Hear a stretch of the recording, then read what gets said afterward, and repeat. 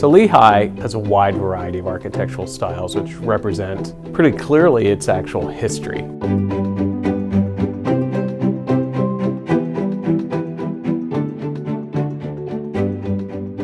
The Philosophy Building is one of my favorite buildings on campus, which was originally the groundskeeper's house for when the campus first opened. You would never build that building now. You would never propose, well, I think in the center of our campus we just need to build a quirky little, somewhat domestic looking house. Linderman is kind of a no-brainer. I mean, that rotunda space is extraordinary and incredibly unique, and every time you walk in there you kind of have that feeling.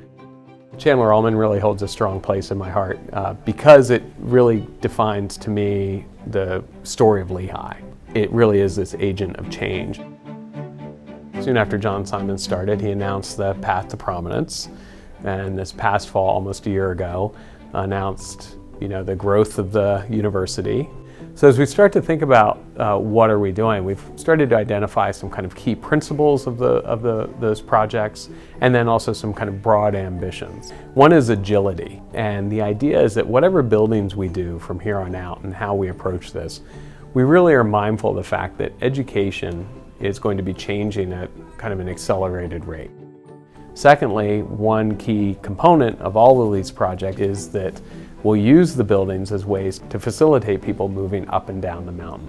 And finally, we think about the concept of stewardship, which really ties to maintaining the character of the university, both in terms of its architecture, but also in terms of, that it fulfills the Lehigh legacy. Stewardship, I think that's where we start to talk about sustainability, which is moving forward. Are we designing buildings that are making the most of our resources, that are making the most of their sites, and also doing so in a way that's really in tune with Lehigh's character?